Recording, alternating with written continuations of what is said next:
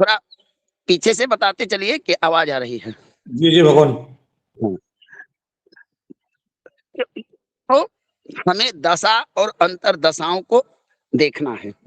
अब ऋषियों ने देखा कि दशाओं का काल बड़ा लंबा है, 6 वर्ष, 10 वर्ष, 20 वर्ष। तो इतना किसी जातक के ऊपर कोई व्यक्ति कहे कि ना तुम्हारा 20 वर्ष खराब चलेगा, तो ज्योतिष कहीं ना कहीं अंधकारमय और भ्रमात्मक बन जाता है। उन्होंने दशाओं को भाग को विभाजन किया और ग्रहों के दशाओं के अंतर्गत बीतने वाले अन्य ग्रहों का अंतर दशाओं में उसको विभाजित किया गया। तो दशाओं से कम समय होता है अंतर दशाओं का, अंतर दशाओं से कम समय होता है प्रत्यंतर दशाओं का, उससे कम होता है सूक्ष्म प्राणादि 5 प्रकार की दशाएं विषुंतरी दशा के अंतर्गत आई है। ठीक है ना? इतना आप लोगों को तो कई बार चर्चा में बताया गया है। जी गुरुदेव जी। चलिए, आज हमारा कल का प्रकरण सब लोग को समझ में आ गया था? बोलिए। हेलो जी भगवान। हेलो। आज मैंने कल राहु केतु के बारे में बताया, आज आपको पापक ग्रहों की दशाओं के बारे में आपको बताता हूँ। श्लोक क्या है? पराशर मुनि का कहना है कि पाप यदि दशानाथ, श्लोक में ही भाव का अर्थ छिपा हुआ है। पाप यदि दशानाथ शुभानाम तद संयुजाम भुक्त्या पाप फलदा तत्संयुक्त शुभ युक्तयः भवन्ति मिश्र फलदा भुक्त्यो योगकारिणम अत्यंत पाप फलदा भवन्ति तत्संयुजाम। इनका कहना है, पहला श्लोक का भाव है कि पाप यदि दशानाथ, यदि अशुभ फलदायी ग्रह की दशा आए, तो अशुभ ग्रह में हम किसको मानते हैं? मंगल, राहु, शनि, केतु मानते हैं ना? बोलिए। जी गुरुदेव जी जी जी जी मानते भगवान। बताइए साक्षी जी। जी गुरुदेव। जी गुरुदेव। हाँ, तो पाप यदि दशानाथ, अब बताइए प्रभु, किसी जातक के ऊपर पापी ग्रह की महादशा चले और हम अपेक्षा करें कि उससे शुभ फल मिलेगा? दुष्ट व्यक्ति के द्वारा कभी भी किसी का हित संभव है? बताइए। नहीं है भगवान।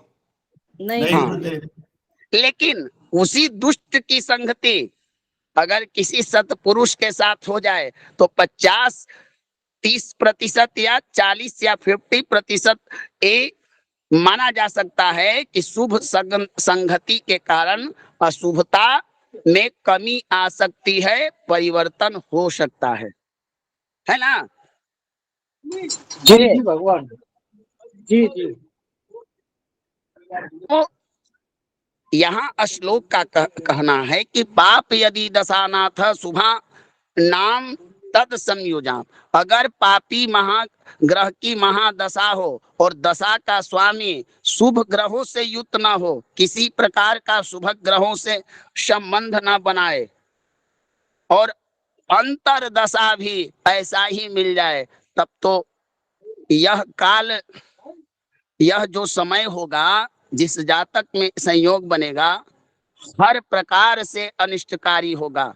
जिस भाव के स्वामी दशानाथ होंगे और जिस भाव के स्वामी अंतर दशानाथ होंगे और दशानाथ अंतर दशानाथ से प्रभावित अन्य भाव भी प्रायः बुरा फल ही देंगे।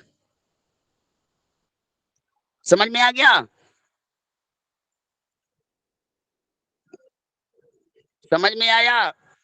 जी भगवान। जी भगवान जी जी। छोड़ा बताया करो जी। पाप ग्रह की हाँ। महादशा और पाप ग्रह की अंतरदशा आ जाए तो पूरा फल ही देंगे, ये मतलब हुआ ना हाँ भगवान? हाँ, यही मतलब हुआ। और फिर एक सिद्धांत जो हम लोग पढ़ते आ रहे हैं, संबंध असंबंधे न केन चित वाला संबंध।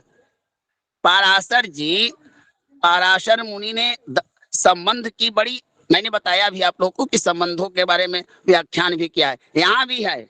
अगर शुभ ग्रहों से संबंध ना बने तब, अगर मान लीजिए शुभ भावों से दशानाथ का, अंतर दशानाथ का अगर संबंध बने तो कुछ ना कुछ प्रभाव तो कटेगा ना प्रभु, बोलिए। जी भगवान। अगर अगर विष में अमृत को डाल दिया जाए, अगर विष में अमृत को डाल दिया जाए तो क्या प्रभाव होगा?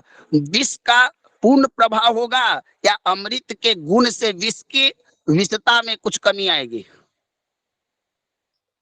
गुरु जी विषता में कुछ कमी आएगी? बताइए आप लोग, हरिकिशन जी, अन्य लोग बताइए। जी अगर विष ही रहेगा भगवान। बीज तो खत्म हो जाएगा जी, अमृत ही रहेगा बस। एक बड़ा लॉजिक है। विषस्य विष औषधम, विष को विष ही काट सकता है प्रभु। अब देखिए, अमृत में अगर विष को डालिएगा तो यहाँ पर क्या करना पड़ेगा? गुणवत्ता की और पावर एनर्जी की आपको जरूरत पड़ेगी। हमारा अमृत कितना पावरफुल है या विष कितना पावरफुल है? क्योंकि कुश्ती में दो पहलवान लड़ते हैं तो पहलवान का बल का आकलन होता है, जो ज्यादा बलवान होता है वही कुश्ती में विजयी होता है ना भगवान, गंदे पानी में गंगा जल जी, के जी। बूंदे डालने से थोड़ा ना पवित्र होगा ना। लेकिन गंदे जल में अगर गंदा जल को गंगा जल में डाल दे तो क्या होगा? हाँ, तब बिल्कुल फर्क आएगा। तो परिवर्तन तो यही बात मैं आपको बताना चाहता हूं कि अगर अशुभ ग्रह की महादशा हो और अशुभ ग्रह की अंतरदशा हो और दशानाथ अंतरदशानाथ किसी प्रकार से शुभ ग्रहों से संबंध बना ले तो अशुभता में कमी आएगी। ये समझ में आ गया भार्गव जी? पाप ग्रह ही भाग्येश्वर और उसकी दशा चल रही हो तो क्या बुरा फल देगा?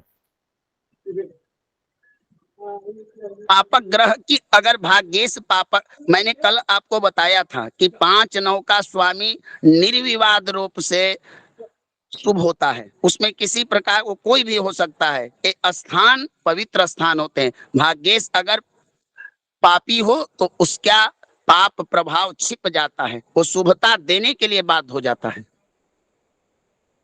ठीक ना? जी जी जी भगवान। देखिए श्लोक क्या है, तमो ग्रहो शुभारूढ़, पराशर का कहना है तमो ग्रहो शुभारूढ़ असंबंधेन केनचित्।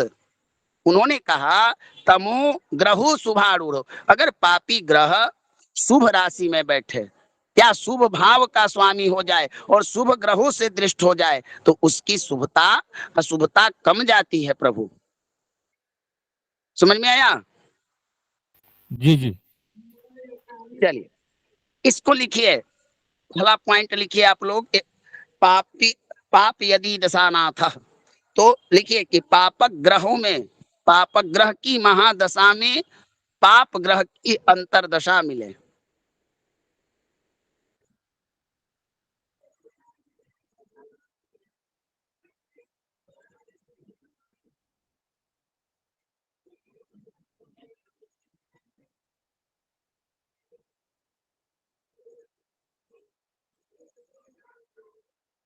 फटाफट लिखिए, फटाफट, बहुत सारे पॉइंट निकाले हैं।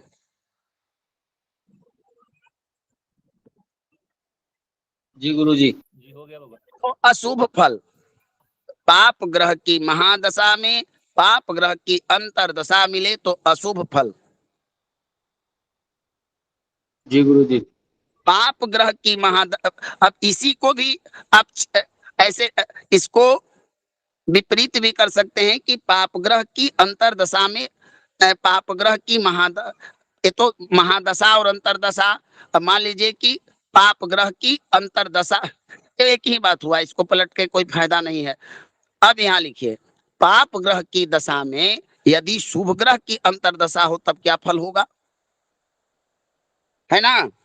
तो पाप ग्रह की दशा में अगर कमजोर अशुभ ग्रह की दशा अंतर्दशा प्राप्त हो तो भी पाप फल ही मिलेगा। वहां पर ये लिख दीजिएगा, कमजोर होना चाहिए, डिग्री में कमजोर होना चाहिए। उसके अपेक्षा दशा नाथ के अपेक्षा, पापी ग्रह के दशाधिपति की अपेक्षा अंतरदशाधिपति डिग्री में कमजोर हो। अगर दशानाथ कमजोर हो जाए तब अंतरदशानाथ वहां पर अपनी शुभता दिखाएंगे।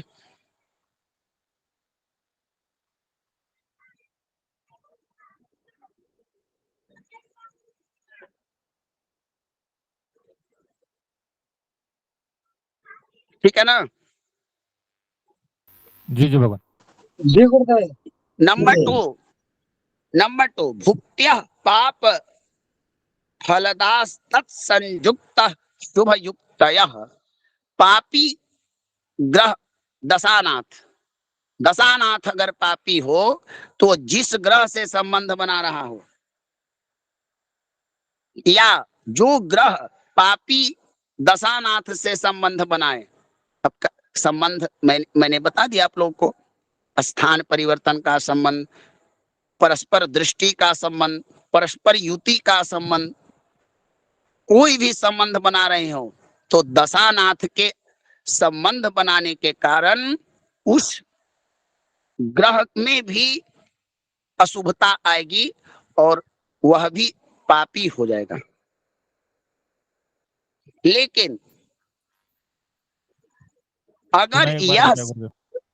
ऐसे समझिए, किसी के घर में सूतक लग गया हो और कोई महात्मा, कोई पंडित जी या कोई व्यक्ति उसके यहाँ गए और उसके यहाँ का 10 दिन के भीतर में अन्न और जल ग्रहण कर लिए, तो शास्त्र कहता है कि सूतक वाले घर में अन्न खा लेने से जो व्यक्ति खाता है उसको 10 दिन का ही आशौच लगता है ना। बताइए। जी जी।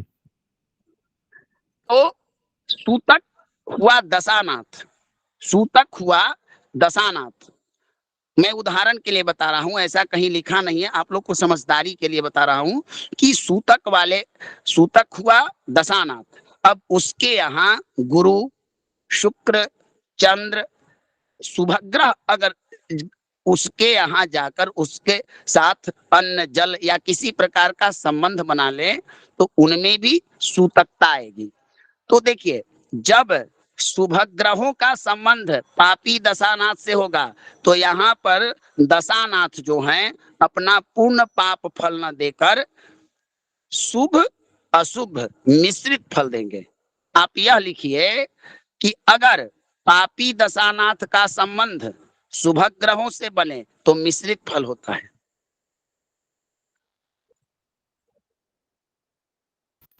जी लिख लिया। अगर पापी दशानाथ का फल अशुभ ग्रहों से होता है तो ऊपर वाला ही सेम।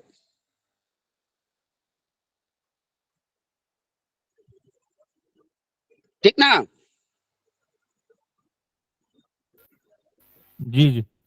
नंबर 3, अगर कोई योग कारक ग्रह गजकेसरी वाला हो, रूचक वाला हो, सस योग वाला हो, या राज योग कारक हो, या पुत्र योग कारक हो, पत्नी योग कारक हो, धन योग कारक हो, कई कई तरह के योग बन सकते हैं, विद्या योग बन सकता है, नौकरी योग बन सकता है, कुछ भी। 1 से 2 ग्रहों की युति योग का निर्माण करती है। होता ना है, 1 से 2 होगा तभी तो योग बनेगा संख्याओं का। बताइए। जी जी भगवान। जी बिल्कुल सर। हाँ, जन्म पत्रिका में द्विग्रह योग, त्रिग्रह योग, चतुर्ग्रह योग, पंचग्रह योग, षटग्रह योग, सप्तग्रह योग, कई प्रकार के योग होते हैं। तो जो ग्रह योग कारक हो, अब योग कारक ग्रह कोई भी हो सकता है, अगर योगकारी ग्रह दशानाथ से, पापी दशानाथ से संबंध बना ले तो वह योगकारी फल नहीं देगा। उसकी अंतर्दशा खराब फल देगी।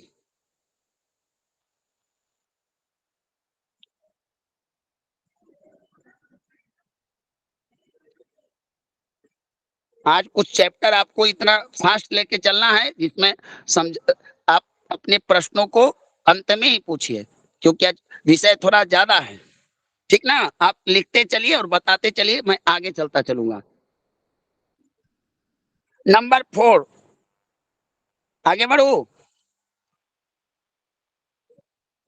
हेलो भार्गव जी, आगे बढ़ो। जी गुरुजी जी। जी जी गुरुदेव।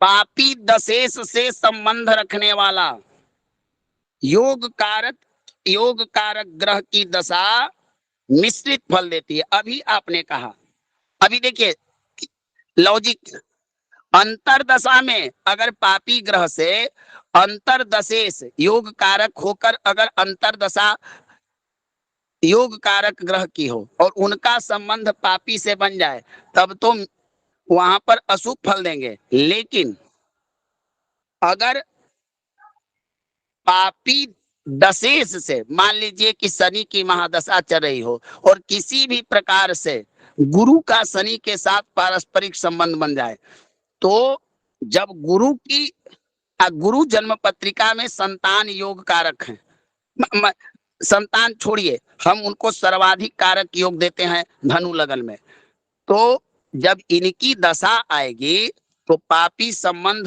होने के बावजूद भी इनकी दशा ना तो अत्याधिक शुभ फल देगी ना अत्याधिक अशुभ फल देगी, मिश्रित फल देने वाली होगी। वहां पर लिखना है कि पापी दशेश से संबंध बनाने के बाद योग कारक ग्रह की महादशा मिश्रित फल देती है।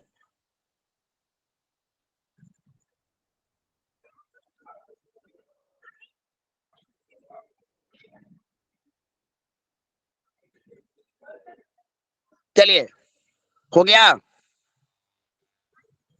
हो गया, ये पॉइंट समझ में आया या नहीं? जी भगवान जी, होगा ना, वो उसका व्हाट्सएप में डाल देना क्लिप करके। क्यों, लिखने में दिक्कत क्या हो रही है?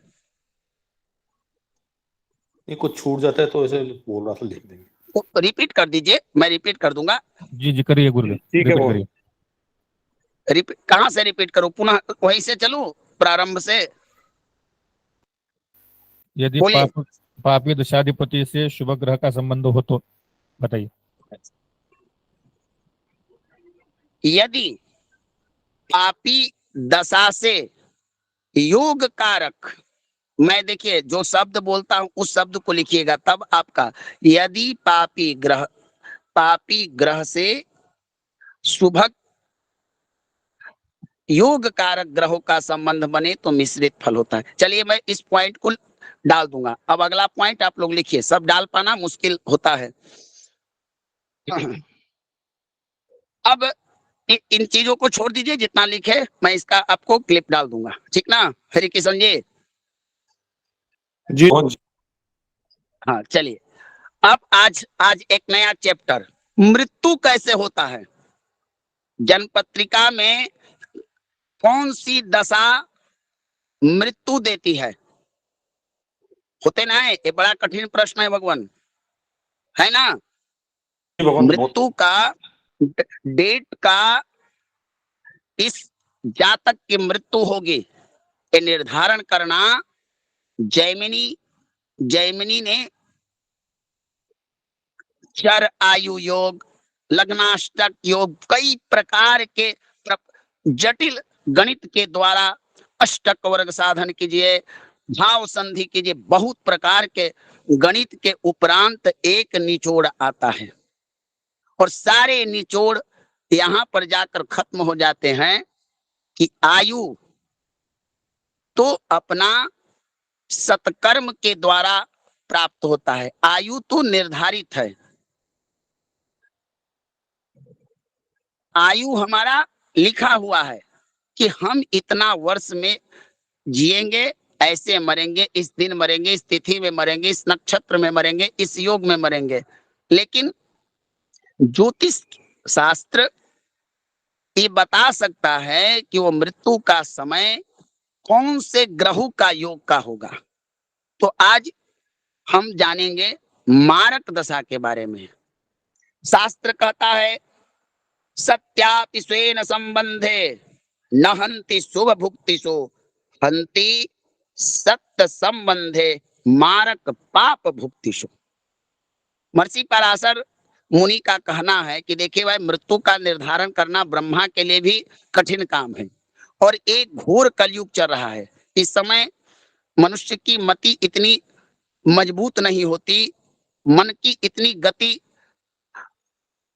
तीव्र नहीं होती कि वह इन चीज का निर्धारण करे। इसको निर्धारण करने के लिए तपबल चाहिए, साधना चाहिए और इसके लिए इष्ट की कृपा, गुरु की कृपा। तो इतना संभव नहीं है। प्रयास कर सकते हैं आप, प्रयास करने से हो सकता है आप उस रास्ते पर पहुंच सकते हैं, लेकिन 100% 100% कोई व्यक्ति घोर कलयुग में ये कहे कि अमुक व्यक्ति की मृत्यु अमुक स्थान पर होगी, यह असंभव है। ये मैं नहीं कह रहा हूं, ये पराशर मुनि ने कहा है। क्या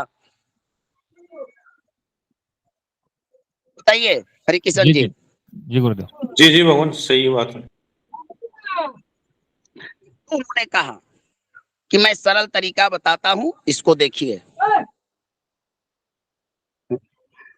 कि मारक ग्रह की दशा। अब मारक कौन कौन से ग्रह होंगे प्रभु? तो मारक द्वितीय भाव का स्वामी, सप्तम भाव का स्वामी के साथ षष्ठेश भी मारक हो सकते हैं, अष्टमेश भी मारक हो सकते हैं, द्वादशेश भी मारक हो सकते हैं।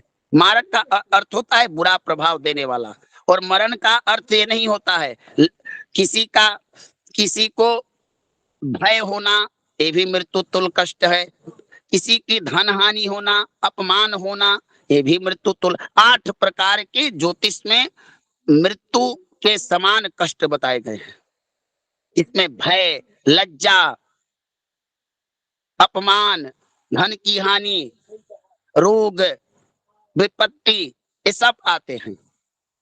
तो यहाँ उन्होंने बताया, उनका कहना है कि मारक ग्रह की महादशा में अगर शुभ ग्रह की अंतरदशा प्राप्त हो तो मृत्यु नहीं होती है। देखिए ध्यान से पहले सिद्धांतों को श्रवण कीजिए, उसके बाद नोट्स के। मारक ग्रह की महादशा, मान लीजिए मारक ग्रह जो है वो अष्टमेश है और सप्तमेश हो जाए गुरु, और अष्टमेश की महादशा में सप्तमेश गुरु की अंतरदशा हो तो इस समय जातक को मृत्यु नहीं हो सकता है। तो क्या होगा? तो परेशानी हो सकती है। अब जिस भाव के अधिपति की अंतरदशा होगी, उस भाव से जो विचार होता है उसकी हानि होगी। वह ग्रह जिस चीज का कारकत्व है उसकी हानि करेगा। अगर सप्तमेश गुरु है तो वह पत्नी को रोग दे सकते हैं, पत्नी के कारण हानि हो सकता है। तो इस प्रकार से होगा, लेकिन मृत्यु नहीं होगा। समझ में आ रहा है कि या नहीं?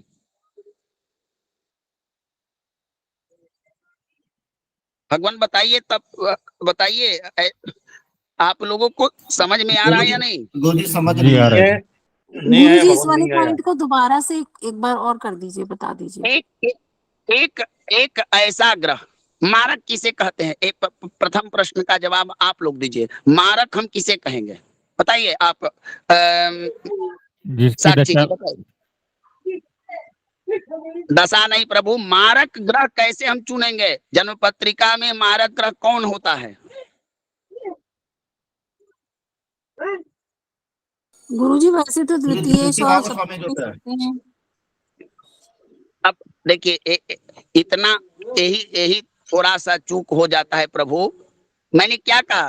कोई भी पापी ग्रह गुरु ही क्यों ना हो, अशुभ हो जाए, अशुभ भाव के स्वामी हो जाए, अशुभ ग्रहों से दृष्ट हो जाए तो मारकता आ जाती है। तो वह सब ग्रह मारक हैं जो पापी हैं, जो अशुभ हैं। अब आप लोगों से कोई प्रश्न करे कि कोई ग्रह अशुभ कैसे होता है, तो ये तो आप लोग जानते हैं प्रभु, बताइए। कोई ग्रह अस्त हो, मृत हो, नीच हो, शत्रु क्षेत्री हो, अष्टम द्वादश षष्ठ बैठ जाए, यही तो पापी होते हैं। बताइए। जी जी। जी भगवान जी। हाँ या ना, सब लोग बताइए। जी गुरुजी। जी गुरुदेव जी। जो जो अशुभ है वही मारक है। द्वितीय सप्तम भाव को मारक मारक निर्धारण करने के पूर्व एक बात और ध्यान दीजिएगा, सप्तम केंद्र का भाव होता है। सप्तम की दशा हमेशा मारकत्व दे दे, नहीं, कंफ्यूज कर देगी आपको फलित में। सप्तम केंद्र का भी भाव होता है। हाँ, द्वितीय जो भाव है वो अष्टम से, वो द्वितीय भाव केंद्र के बाहर है। द्वितीय और सप्तमेश दो मारक होते हैं, लेकिन मात्र सप्तमेश की महादशा या अंतरदशा ही मृत्यु के लिए नहीं होती। तो इनका कहना है कि मारक ग्रह की महादशा में, अशुभ ग्रह की महादशा में, पापी ग्रह की महादशा में अगर शुभ ग्रह की अंतरदशा आ जाए तो मृत्यु नहीं होगी। अब समझ में आया? अब समझ में आया प्रभु? जी गुरुजी। जी गुरुजी। जैसे आपको देखना है कि इस जातक के साथ दुर्घटना हो गया, एक्सीडेंट हो गया। आप लोगों ने देखा होगा कोई व्यक्ति बड़ा बड़ा दुर्घटना में भी वो बच जाता है। बड़ा बड़ा कोई ऐसा व्यक्ति है छोटी सी घटना पर भी वो मर जाता है। बोलिए। जी बिल्कुल भगवान, होता है भगवान। तो देखिए, जनपत्रिका विश्लेषण अन्वेषण कीजिए, खोज कीजिए, सर्च कीजिए, वहां पर पता चलेगा कि कहीं ना कहीं अंतरदशा का प्रभाव होगा, तभी होगा। तो जब एक महादशा का स्वामी शुभ हो, अशुभ हो, मारक हो और अंतरदशा का स्वामी शुभ हो जाए तो शुभ अशुभ का प्रभाव के कारण यहाँ पर पूर्ण प्रभाव नहीं होता है। अब भी कोई संशय है प्रभु? नहीं भगवान, बोलिए। ये तो आ गया समझ में। हाँ सब जी, लोग आ गया समझ गए? गुरुजी। हाँ। हंति हंति सत्य संबंधे मारक पाप भुक्ति सो, और इसी को हटा दीजिए। दशा भी पापी, अंतरदशा भी पापी। तब जिस चीज को हम ना कह रहे थे वो तो होगा ना। बोलिए। जी गुरुदेव। बस इतना आप सर्च, इतना ही समझिए कि पापी ग्रह की महादशा में और मारक ग्रह की महादशा हो और पापी अंतरदशा, ऐसा अंतरदशा जिसपे कोई शुभ प्रभाव ना हो, किसी शुभ ग्रह से संबंध ना हो, जब उसका संयोग होगा तो यहाँ पर हानि होगी। जीवन की हानि हो, धन की हानि हो, शरीर की हानि हो, स्वजन की हानि हो, आपके प्रिय वस्तु की हानि हो, लेकिन हानि होगी। क्या होगी यह कौन बताएगा? वह बताएगा अंतरदशा का स्वामी। वह किस भाव का प्रतिनिधित्व कर रहा है, स्वयं किस भाव का उसके पास कारकत्व है। अब मान लीजिए कि शिक्षा मंत्री अगर भ्रष्टाचारी निकलेगा तो शिक्षा मंत्रालय संबंधित सारे चीजों में तो घोटाला करेगा ना। बताइए। जी भगवान, बिल्कुल सही बात है। अगर शिक्षा मंत्री घोटाला वाला निकल जाए, दुष्ट व्यक्ति हो जाए, तो शिक्षा मंत्रालय का सारा व्यवस्था चौपट हो जाएगा। न कि जल मंत्रालय प्रभावित होगा, न कि अन्य जो विभाग हैं उसको उससे कोई प्रभाव होगा। बताइए, बताइए हमको। उससे सही है? संबंधित उससे संबंधित की हानि होगी गुरुदेव। और हाँ, तो कोई भी ज्योतिष में जो ग्रह पाप पीड़ित होता है, अशुभ होता है, निर्बल होता है, तो क्या क्या हानि करता है? तो देखिए, सबसे पहला हानि करेगा जो भाव का स्वामी है। जहां पर उसकी दृष्टि पड़ती है, जहां तक उसका संबंध है, मित्रता की कहीं जाकर बैठ जाए, जो चीज का कारक है गुरु। हाँ, तो इस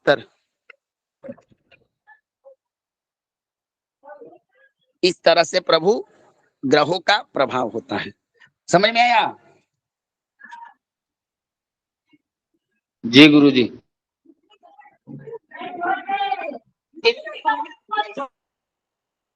एक मिनट भगवान, एक मिनट, एक।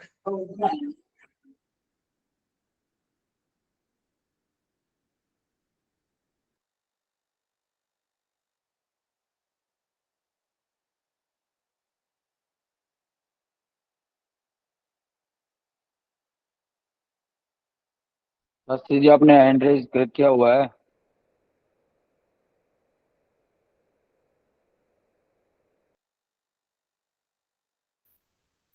क्या हम ऐसा बोल सकते हैं कि लग्नेश के शत्रु ग्रह मार्केश हो सकते हैं?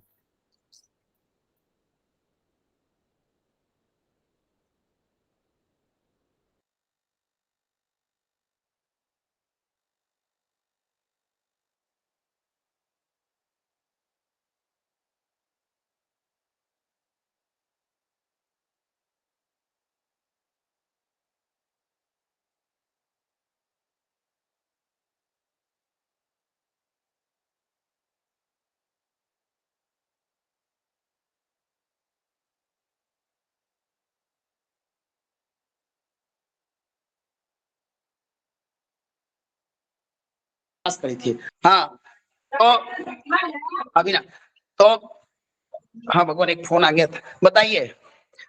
समझ में आ गया? जी समझ में आ गुरुजी। गया? हाँ, यही होता है प्रभु। हमारे जन्म पत्रिका में कोई भी घटना घटती है, बुरा घटना, तो उसमें पापी ग्रहों का और पापी पापी महादशा और पापी अंतरदशा मुख्य कारक होता है।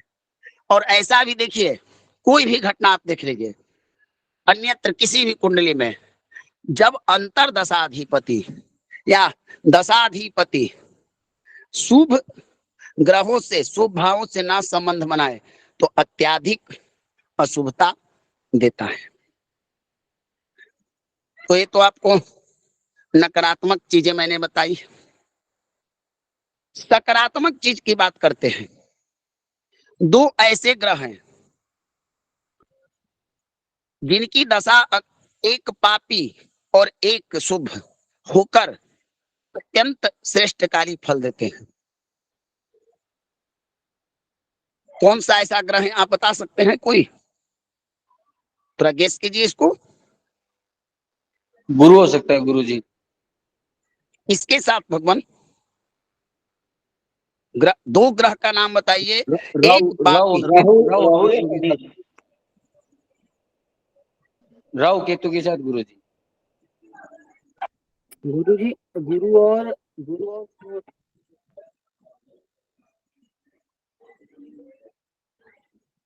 आप लोग, बुद्ध भी तो हो सकता है, गुरु और बुद्ध। मैंने क्या कहा, मेरा प्रश्न सुनिए। दो ऐसे ग्रह हैं, एक शुभ के शुभ श्रेणी में है, शुभ देवताओं वाला ग्रह, और एक ग्रह असुरों वाला ग्रह, राक्षसों वाला ग्रह, पापियों वाला ग्रह, लेकिन दोनों मिलकर श्रेष्ठ फल देते हैं। ये कौन से दो ग्रह हैं?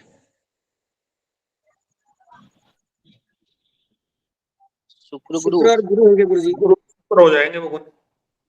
भगवान शुक्र और गुरु तो दोनों शुभ ग्रह हो जाएंगे। गुरुदेव केतु और गुरुदेव बृहस्पति और राहु केतु। केतु में अभी आप लोग को ज्योतिष में आगे बहुत काम करना पड़ेगा। बात करते हैं केतु है, गुरु के साथ केतु होता है तो अच्छा फल देता है। राहु और गुरु।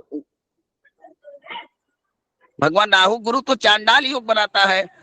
राहु का राहु तो जिस ग्रह के साथ होता है उसका रूप धारण कर लेता है। वो चंद्रमा के साथ हो तो चंद्रवत, शनि के साथ हो तो शनिवत। मैं बताऊं? बोलिए। अब आपको ही बताना पड़ेगा गुरुदेव। जी गुरु जी। परस्पर दशायाम स्वभुक्तो सूर्यच भार्गवो व्यक्तेन विशेषेण प्रतिष्ठिताम शुभाशुभम। शनि और शुक्र,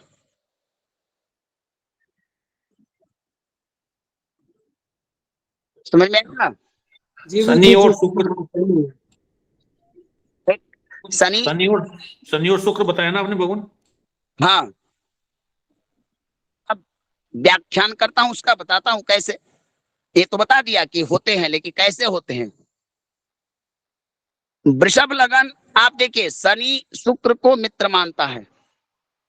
शुक्र दैत्य गुरु भी माने जाते हैं, मान जाते हैं ना? बोलिए। जी गुरुदेव। दैत्य गुरु है वो। जी भगवान। आप पैसा देखिए, दो अच्छे लोग, दो दो अच्छे लोग गुरु क्या है?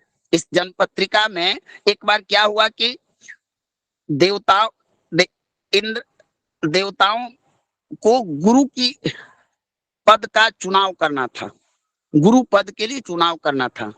उन्होंने फॉर्म जारी किया कि भाई हमको 2 गुरु चाहिए, 1 गुरु चाहिए। पहले राजगुरु, कुल गुरु, गुरु की बड़ी परंपरा होती थी पहले, और गुरु का एक पद होता था जो उच्च होता था, और गुरु का काम है अंधकार को हटाकर प्रकाश को लाना। तो दोनों ने फार्म भरा, और दोनों फार्म भरे तो इसमें क्या हुआ कि बृहस्पति जो थे वो उत्तीर्ण हुए परीक्षा में और देव गुरु का पद प्राप्त कर लिए। अब शुक्र को यह बात खल गई है, हमारी योग्यता ही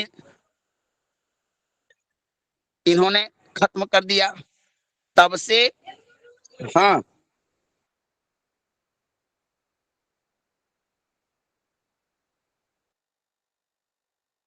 तो उन्होंने कहा कि आज से हम तुमसे शत्रुता करेंगे और सदा प्रयास करेंगे कि तुम्हारा अनिष्ट करेंगे। तो गुरु, अब बताइए, जन्म पत्रिका में प्रबल 2 ही ग्रह शुभ माने जाते हैं, शुक्र और गुरु माने जाते हैं ना? बताइए। जी गुरुजी। लेकिन दोनों में परस्पर मित्रता नहीं है प्रभु, परस्पर मित्रता नहीं है, है ना? जी जी ये गुरुजी। दोनों का तात्विक विवेचन भी देखिए।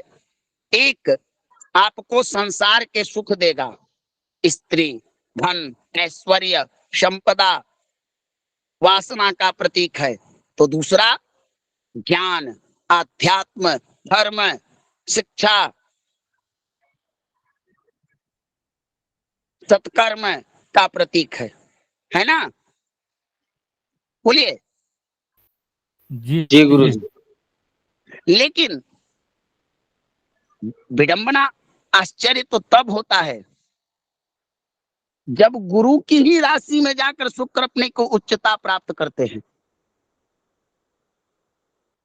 गुरु की राशि में ही शुक्र उच्चता प्राप्त करते हैं ना?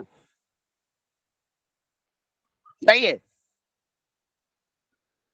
हाँ जी, मीन राशि में करते हैं भगवान।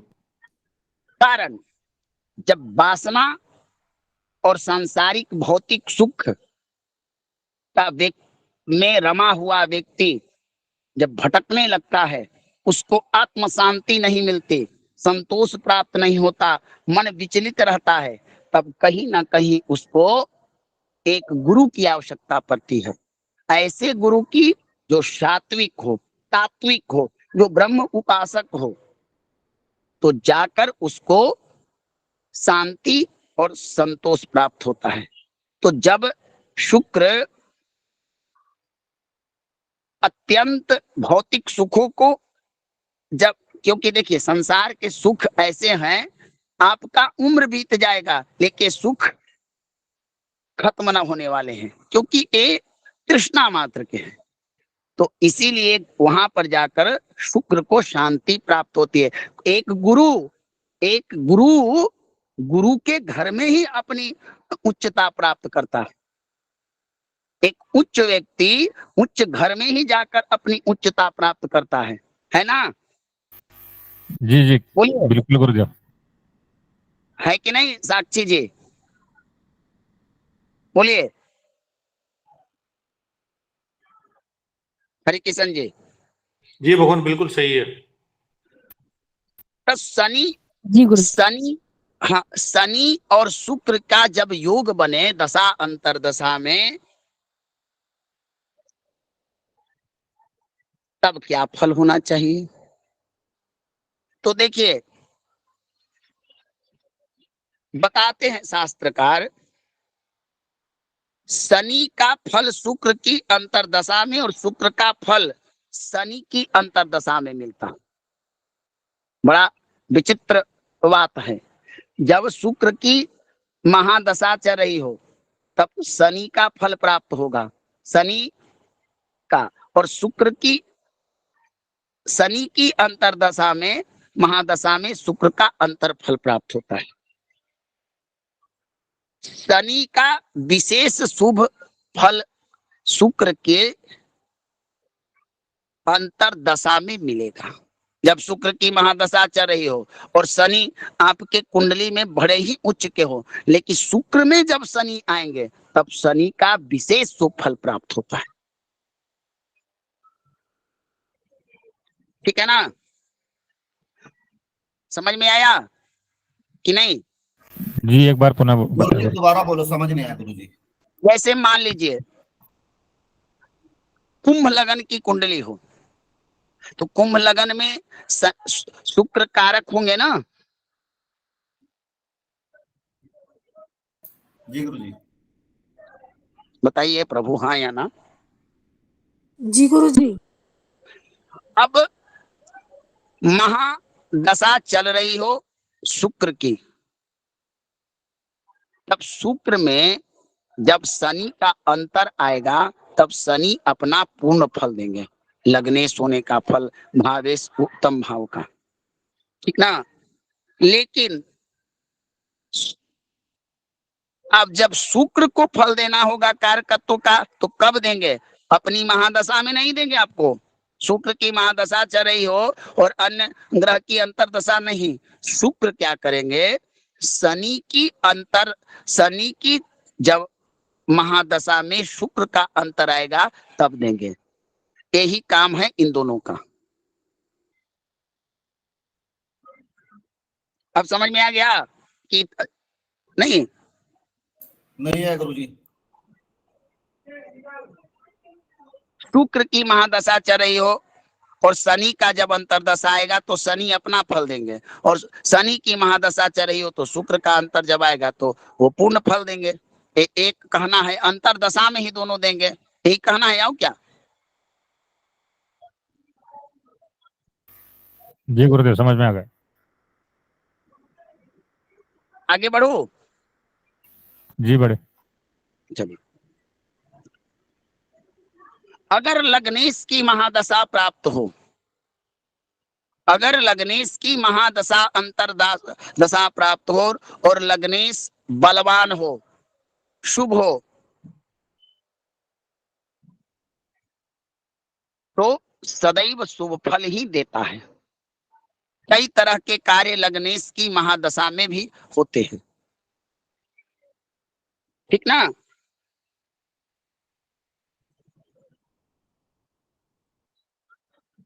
जी गुरु जी। लेकिन लग्नेश को मजबूत होना चाहिए, शुभ होना चाहिए। यदि लग्नेश कमजोर हुए तो जातक को कई तरह के हानि करेंगे। शारीरिक हानि, जहाँ के स्वामित्व प्राप्त, जहाँ का दृष्टि प्राप्त हो, ये सब उनकी दशांतर दशा में मिलेगा। कोई भी ग्रह तब शुभ माना जाता है जब वह शुभ भाव का स्वामी हो, या जिस भाव में अपने राशि में बैठे, अपने मूल त्रिकोण में बैठे, स्व नवांश में बैठे, स्व दृष्टान में बैठे, स्व क्षेत्रीय हो, त्रिकोण क्षेत्रीय हो, मित्र क्षेत्रीय हो, शुभ ग्रहों से दृष्ट हो, षडबली हो, युवा अवस्था में हो, इत्यादि इतने प्रकार के नियमों के अनुसार जो ग्रह बलवान हो और लग्नेश हो तो उसकी दशा शुभ फल देती है। 5 9 9 12 वाला, 1 4 7 वाला 10 की दशा अंतरदशा जब प्राप्त हो तो वो आप लोगों ने जान लिया है कि वो शुभ ही दशा होती है।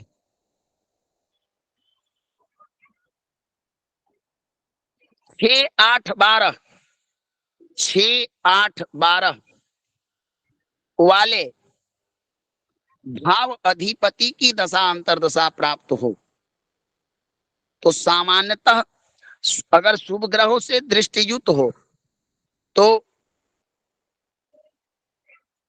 थोड़ा कम, लेकिन सामान्यतः इनकी दशा अंतरदशा कष्टप्रद होती ही है, कष्ट देने वाली होती है। अगर 6 8 12 भाव के दशा अंतरदशा के साथ अन्य पापी ग्रह द्वादशेष, अन्य पापी ग्रह राहु केतु की भी युति हो जाए, जैसे जैसे मान लीजिए कि षष्ठेश की महादशा चल रही हो और अष्टमेश का अंतर प्राप्त हो जाए, अष्टमेश की महादशा चल रही हो, द्वादशेश का अंतर प्राप्त हो जाए, द्वादशेश की महादशा चल रही हो, राहु का अंतर प्राप्त हो जाए, शुभ ग्रहों से दृष्टि युक्त ना हो तो अत्यंत कष्टकारी समय होता है।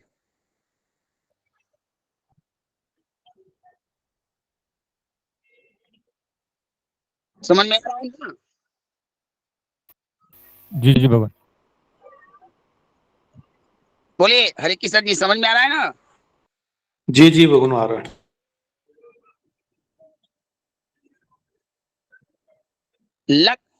चंद्रमा अगर किसी जातक का चंद्रमा जन्म के समय में अगर 8वां स्थान में हो, पाप ग्रहों से दृष्ट हो, तो इसको उस जातक प्राय देखा जाता है कि जन्म लेने वाला बालक मृत्यु को प्राप्त होता है। अगर चंद्रमा अत्याधिक पीड़ित हो, पाप प्रभाव में हो, तो इसको बालारिष्ट कहा गया है। जातक को हानि ही करता है। एक बार फिर से बताना गुरुजी, क्या बताया? किसी जातक का, किसी बालक का चंद्रमा अष्टम स्थान में हो, पाप पीड़ित हो, तो वह जातक नहीं जीता है। अगर शुभ ग्रहों का योग हो, शुभ दृष्टि हो, लग्न लग्न थोड़ा बलवान हो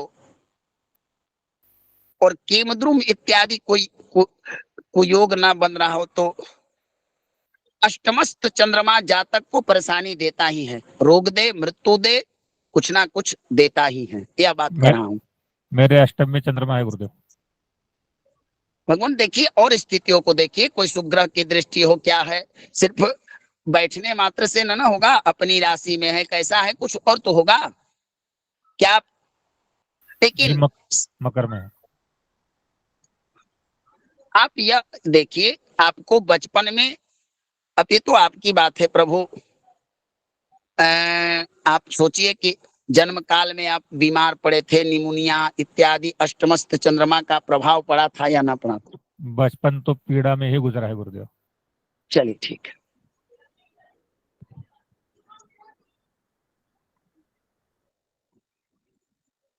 ज्वर जानते हैं आप लोग? ज्वर ज्वर जी गुरुजी। बुखार। जब लग्नेश और षष्ठेश का योग होता है, यानी 1 वाला ग्रह और 6 वाला स्वामी जो रोग कारक स्थान होता है, इनका योग होता है तो ज्वर की समस्या होती है।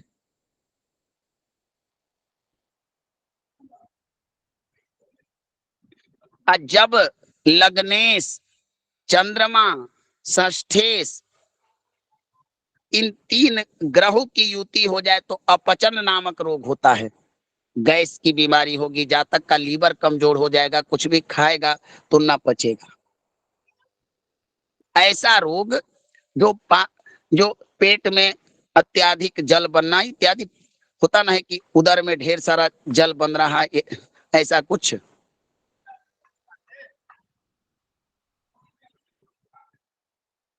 बोलिए। गुरुजी आपने लग्नेश, षष्ठेश और तीसरा क्या बोला है? चंद्रमा। जी गुरुजी। गुरुजी तीनों की युति होनी चाहिए। हाँ हाँ, क्यों होनी चाहिए प्रभु, क्यों होनी चाहिए? तात्विक समझिए। लग्न आप हुए कि नहीं हुए, बताइए। जी गुरुजी। षष्ठेश रोग हुआ कि नहीं हुआ? जी गुरुजी। चंद्रमा जल हुआ कि नहीं हुआ? जी गुरुजी। अब तीनों को प्लस प्लस कीजिए।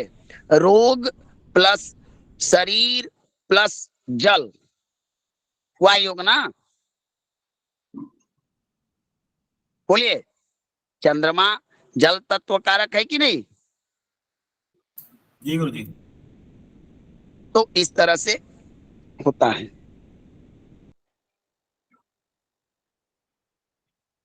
अब आज आपका यहीं पर विश्राम, थोड़ा सा और समझा देता हूं। षष्ठेश, लग्नेश और बुध अगर ये तीन मिल जाए तो जकड़न की बीमारी देता है, दशांतर दशा।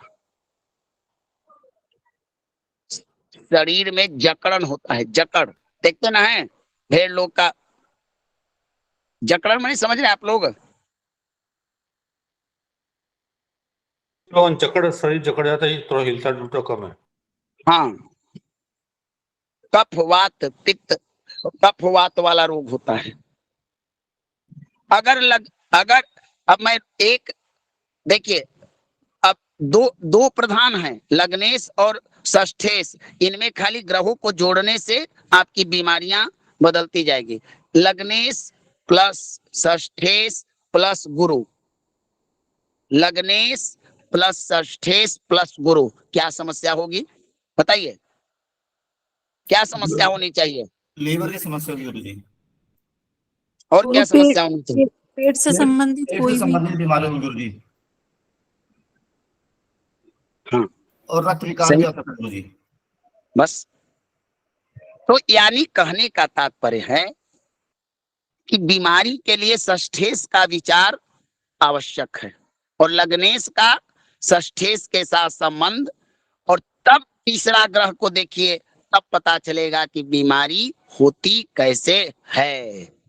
इन तीनों की ग्रह दशा अंतर दशा का जब योग बनता है तो बीमारी होता है। समझ में आ रहा है आप लोग को? बहुत सुंदर जी सूत्र गुरुजी। बताया गुरुदेव। अगर लग्नेश षष्ठेश प्लस शुक्र, क्या होनी चाहिए? क्या होनी चाहिए बताइए? शुक्र किस चीज का कारक है? गुरुजी चेहरे पे दाग धब्बे और कील मुहासे, ये समस्या आएगी सर। यौन संबंधी बीमारी होगी गुरुदेव। यौन संबंधी भी आएगी इसको। गुप्त बीमारी हो सकती है, गुप्त जनित रोग। बहुत सुंदर। और इसकी स्त्री की समस्या भी हो सकती है। माने जातक अगर पुरुष हो तो इसका पत्नी भी बीमार हो सकता है क्या? जी हो गुरुजी। सकता है कि नहीं? हो सकता है कि नहीं? हो सकता है कि नहीं बताइए? जी भगवान, होता जी है। गुरुजी, हो सकता है। बहुत सही। अब लग्नेश प्लस षष्ठेश प्लस शनि, क्या बीमारी होनी चाहिए? गुरुजी पैर से संबंधित बीमारी हो सकती है। चर्म रोग होना चाहिए, चर्म रोग। इसकी भी हो सकती है, चर्म रोग भी हो सकता है। अच्छा, एक बात बताइए, ज्वर का कारक किस ग्रह को कहना चाहिए?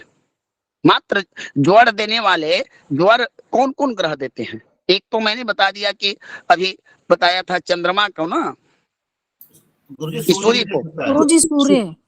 हाँ, सूर्य। और कोई ग्रह ऐसा है जो ज्वर दे सकता है? गुरुजी मंगल भी दे सकता है, क्योंकि वो भी गर्म ग्रह है गुरुजी।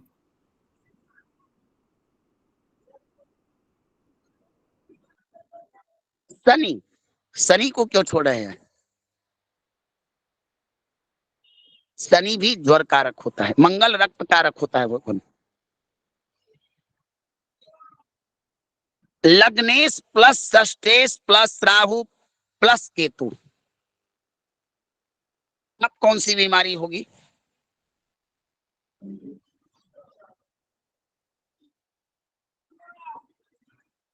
बताइए। वात कफ और गले से जो संबंधित बीमारी गुरुजी। बहुत लोगों को एक बीमारी होती है हिचकी की, हिचकने की। जी गुरुजी। देखे हैं? बोलिए। जी गुरुजी होती है। हैजा, हैजा को क्या कहते हैं अंग्रेजी में अभी के समय में? कोलेरा बोलते हैं, कोलेरा। कोलरा एक ऐसी बीमारी जो प्राचीन काल में यह कैंसर से भी घातक थी, जिसके प्रभाव में गांव के गांव समाप्त हो जाते थे। चेचक भगवान। हैजा में क्या होता है कि आपका जो फुलेटिन की बीमारी होती है, यानी व्यक्ति को फूल आता है, जो भी खाता है वो पचता नहीं है, लीवर आपका लीवर का फंक्शन काम नहीं करता है, ठीक ना? क्योंकि यह वायु तत्व बिगड़ने से होता है, और राहु वायु तत्व कारक ग्रह होता है ना?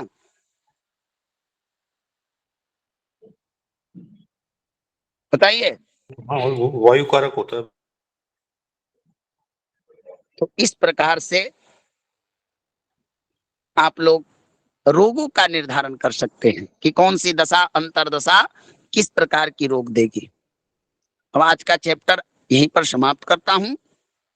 अब हमें तो लगता है कि कुछ प्रश्न होने चाहिए, अब आप लोग बताइए।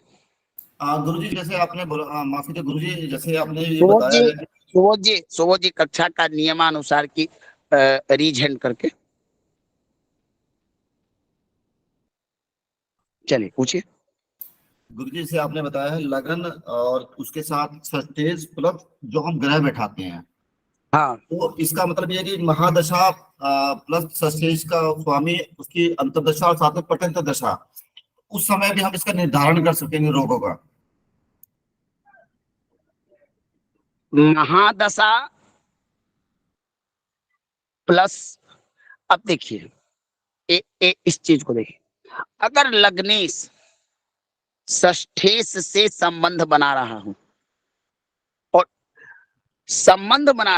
और अंतरदशा में अगला कोई ग्रह आ जाए, तब ये बीमारियां होगी। या लग्नेश ही षष्ठेश हो और षष्ठेश से संबंध बनाए और प्लस हो जाए, तभी होगी। ये मैं बता रहा हूं दशा अंतरदशा योग प्लस संबंध। अब समझ में आया? मान लीजिए शुक्र वृषभ लगन का स्वामी होकर छठा भाव का जो भी राशि स्वामी हो उससे दृष्टि संबंध बना ले, तो हम कहेंगे ना कि षष्ठेश का प्रभाव लग्नेश पर पड़ रहा है। बताइए। जी गुरुजी। कहेंगे कि नहीं? बताइए, बताइए हाँ या ना। जी गुरुजी। अगर षष्ठेश की महादशा में अदर कोई किसी ग्रह की अंतरदशा प्राप्त हो, तब हमारे बीमारी होगा। क्योंकि बीमारी कहाँ होता है? शरीर में। और लग्न कहाँ होता है? लग्न क्या का प्रतिनिधित्व करता है? हमारा शरीर का करता है ना। बताइए।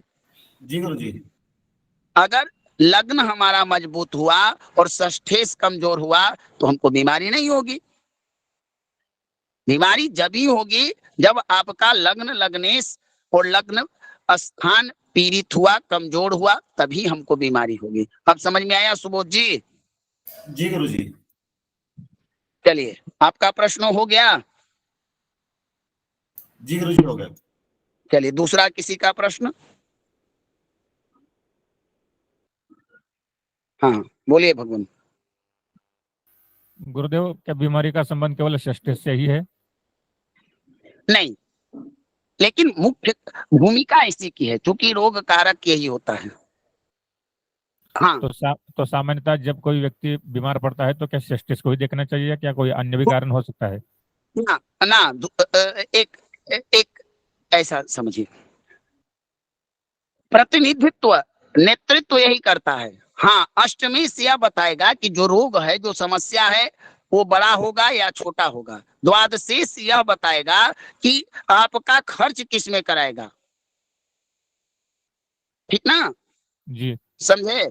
लेकिन 100% प्रतिनिधित्व तो यही करता है। संबंध रोग की समस्या छठे भाव वाला ही ग्रह देता है, ठीक ना भार्गव जी, जी जी जी जी भगवान, समझ में आ गया। जी जी। चलिए, और कोई, और किन्हीं का कोई प्रश्न।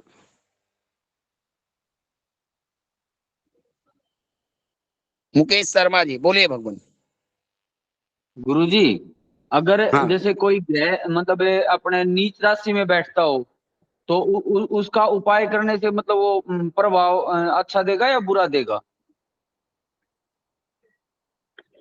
प्रभु नीच राशि में बैठा हुआ ग्रह, अब मान लीजिए कि राहु नीच में बैठे और आप उसका उपाय कीजिएगा, तो अब आप अपना परेशानी खुद बढ़ाना चाहते हैं तो विधाता क्या करेंगे। तो ये तो देखना होगा ना कि नीच राशि में बैठा किस भाव का स्वामी है, बुरा भाव का स्वामी नीच में बैठे या अशुभ में बैठे। क्या अगर अगर बुरा व्यक्ति कमजोर हो, सोया हुआ हो, बलहीन हो, तो उसको बल दीजिएगा तो क्या करेगा, बोलिए। किसी मतलब गुरुजी, सूर्य जैसे कि तुला राशि में बैठे हैं, ठीक है, और वो नीच में बैठे हैं ना, तो जैसे कि हमें उसका मतलब सूर्य से संबंधित कोई वो देखना है कि भाई जो कारक ग्रह जिससे है, तो उस टाइम में मतलब सूर्य की जो हम उपाय करवाएंगे उसका मतलब बलि करने के लिए, तो वो उस जातक के लिए फलदायक देगा या मतलब उसको नुकसान करेगा उल्टा, सूर्य को बलि करेंगे तो?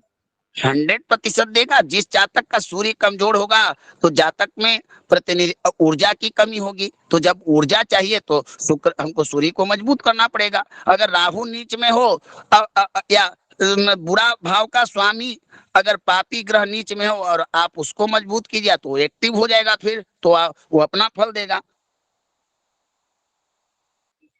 समझे। जी गुरुजी। अब समझ में आया मुकेश जी। जी जी जी गुरुजी। ये आपके ऊपर है कि हम किस ग्रह से कैसा फल चाहते हैं और हमको किसका उपाय करना है। हमको पापी ग्रह को कमजोर करना है या बलवान करना है, तो ये आपको देखना होगा। नीच में बैठने वाला भाग्य से नीच का हो जाए तो आप उपाय नहीं कीजिएगा उसका, बोलिए। जी गुरुजी। जी जी। लग, लग, लग्नेश नीच का हो जाए तो आप उसका उपाय न कीजिएगा। पंचमेश नीच का हो जाए तो उपाय न कीजिएगा। चतुर्थेश अगर नीच का हो जाए तो उपाय न कीजिएगा, बोलिए। जी गुरुजी। जी। चलिए नीतू जी बोलिए। गुरुजी ये वृश्चिक लग्न में शनि योग कारक होंगे, तो गुरुजी उसके साथ में शनि के साथ में 5वें भाव में राहु बैठे हैं, तो राहु तो शुभ ही फल देंगे ना। वृश्चिक लग्न में शनि कारक कैसे होंगे महोदया। गुरुजी 8 9 10 8 9 गुरुजी उसमें चौथे भाव के मालिक हो गए ना शनि।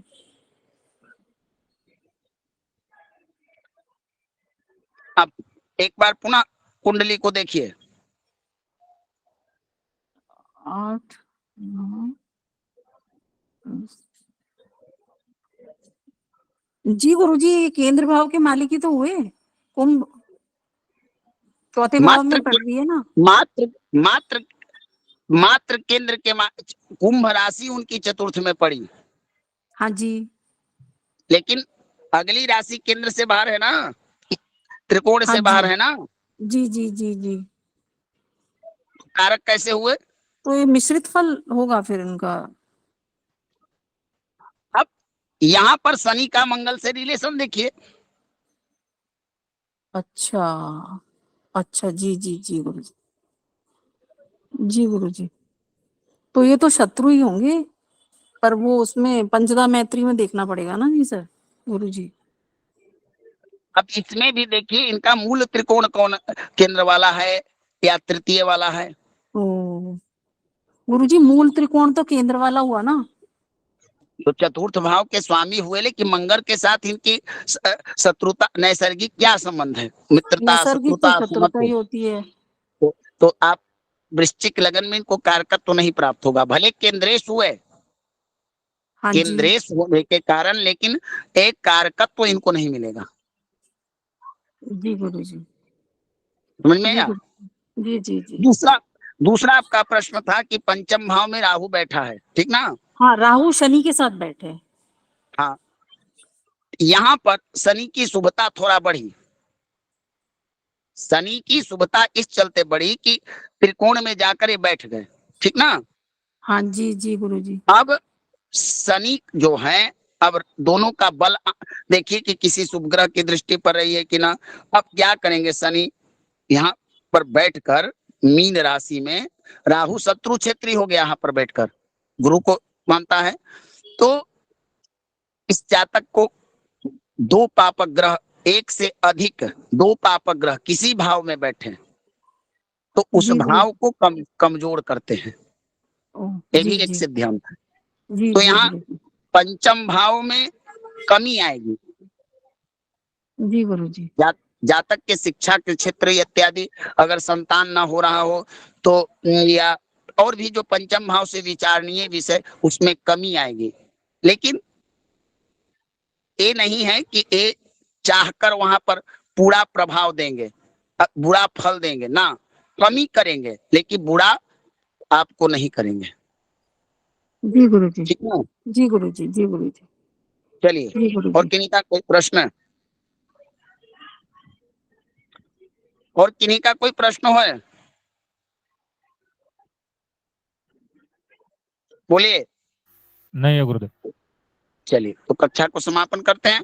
अब थोड़ा सा हम कल से आप लोग को फास्ट 2 से 3 दिन में हमको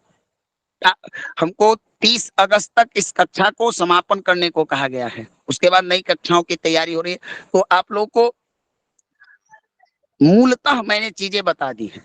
अब सिर्फ टॉपिक छोटे छोटे हैं कि दशा अंतरदशा में पापियों का योग बनता है तो बुरा प्रभाव होता है। और इन देखिए, ये सब जो प्रकरण हैं ये अथाह सागर हैं। अगर इसमें एक एक दशाओं को अगर पूरी कुंडली पर लगा कर देखा जाए तो महीने महीने चैप्टर बन जाएंगे। फिर आप लोगों को भी लगेगा कि ज्योतिष इतना गहरा जाने से। तो अब आप लोगों को कल मैं द्वादश भावों के स्वामियों की दशा संक्षिप्त में बताऊंगा और गोचर, क्योंकि दशा अंतरदशा का आपने सिद्धांत जान लिया। अब आपको गोचर पढ़ना है और गोचर, दशा अंतरदशा, इनको मिलाकर घटनाओं का क्रम जानना है। तो इसलिए थोड़ा अब कल से हम तीव्रता से चलेंगे दशा अंतरदशा को, ठीक ना? क्या? जी जी बाबा। गुरुदेव। हाँ, क्योंकि गोचर बड़ा महत्वपूर्ण जगह है। देखते हैं आप लोग, प्रतिदिन राशियों का बताया जाता है कि आज आपके दिन कैसा होगा। अब जब गोचर ही बताते हैं, जितने भी ज्योतिषी होते हैं वो गोचर के द्वारा ही ग्रहों का जो एक राशि से दूसरे राशि में आना जाना होता है उसी को गोचर कहते हैं। इसकी व्याख्या हम गोचर को प्रकरण में पढ़ेंगे, ठीक है? किसी का कोई अगर प्रश्न ना हो तो कक्षा को विश्राम दिया जाए।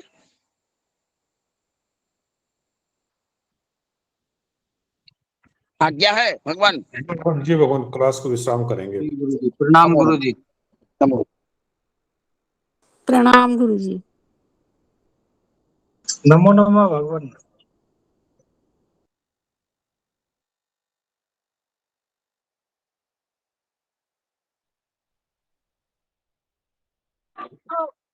चालू है प्रभु जी, सभी जांच होने फटाफट।